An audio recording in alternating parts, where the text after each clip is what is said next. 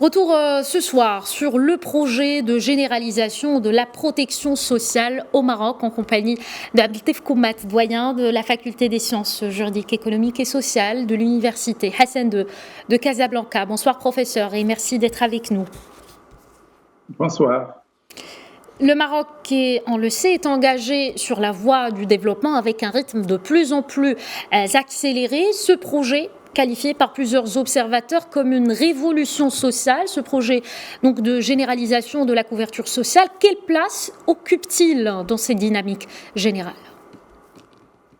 En fait, il a une place cruciale. Il faut rappeler que Sa Majesté, dans ses discours fondateurs des orientations pour l'élaboration d'un nouveau modèle économique, d'un nouveau modèle de développement, avait souligné qu'en fait, on ne peut parler de développement que si tous les Marocains puissent partager les richesses de leur pays.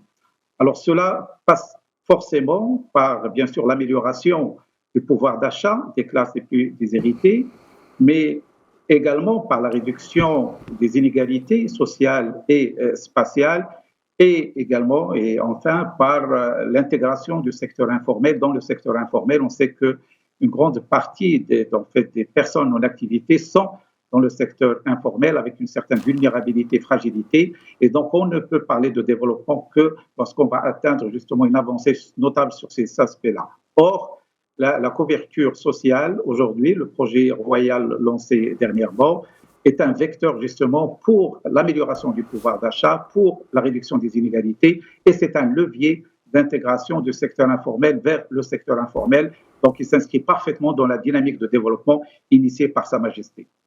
D'accord. La généralisation de l'assurance maladie obligatoire Abdeltef Koumat est classée dans la première phase de ce programme général, à savoir l'horizon 2021-2022.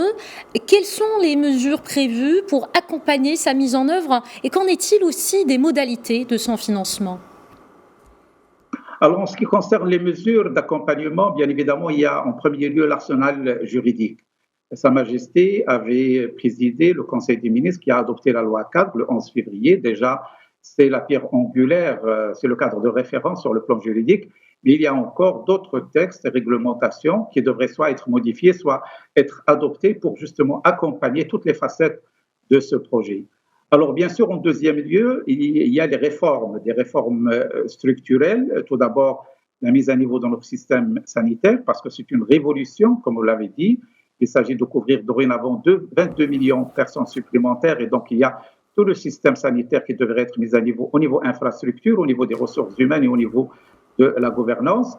Et puis au niveau des réformes, il y a également la caisse de compensation qui, en fait, aujourd'hui, va falloir aller vers un meilleur ciblage des catégories éligibles à l'aide et puis la mise en place du registre social unifié. Et donc, bien sûr, la caisse de compensation, le volet compensation est également en fait un vecteur d'égalité, mais également un vecteur qui devrait dégager des ressources financières allouées à la couverture sociale. Et puis, en troisième lieu, il y a la gouvernance, tout ce qui est mode de management et de gouvernance, des structures d'action sociale qui devraient être justement coordonnées, supervisées par une instance unifiée.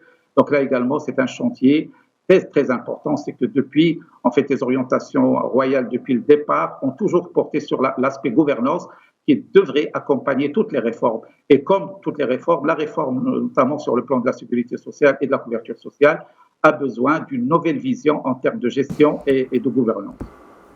Il est prévu, Abdeltef Koumat, d'ouvrir le secteur de la santé aux compétences étrangères et à l'investissement étranger. Quel est votre avis là-dessus d'abord et que pourrait apporter dans le détail cette ouverture ? Alors, il faut dire que c'est une nécessité vu la situation actuelle des choses. On sait que le Maroc souffre d'un sous-encadrement au niveau des métiers de la médecine. Et au niveau des standards, au niveau des normes internationales, en fait, on devrait avoir 4,45 personnes pour 1000 habitants. Lorsque je parle de personnes, c'est-à-dire des cadres dans le domaine de la santé, soit médecins, que ce soit infirmiers ou autres. Alors qu'on est au Maroc à 1,65, c'est-à-dire que nous sommes au tiers de ce qui est nécessaire pour qu'on soit au niveau des standards internationaux en termes d'encadrement sanitaire. Donc, dans une période de transition, nous avons besoin d'être accompagnés, notamment par des compétences étrangères qui peuvent soutenir en termes quantitatifs, mais également en termes qualitatifs, qui peuvent couvrir différents domaines dans lesquels le Maroc a un besoin. Également, ils peuvent être un vecteur de transfert de compétences et de technologies.